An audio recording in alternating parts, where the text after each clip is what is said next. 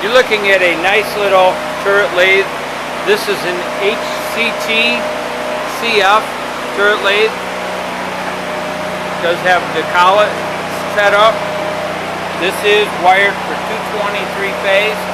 We're going to open up the doors, show you that everything's, it's normal for its use. It's an older machine. It does have a couple collets with it, but not too much.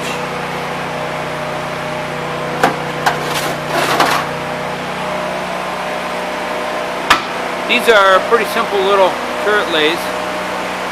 I don't know what to say about it other than we're going to go ahead and run this thing for you. It's kind of a manual turret. Turn it to your stop. So we're going to run it back and forth.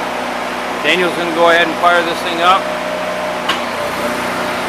We have it running on a phase converter, so I know that it does run. It's 3 speeds, and then you can change the speed down in the door also.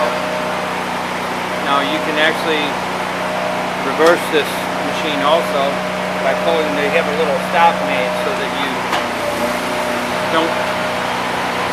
The operator doesn't automatically reverse it. So overall, the machine's in nice shape. It was being used in a plant. It was brought to us by a guy that goes to auctions.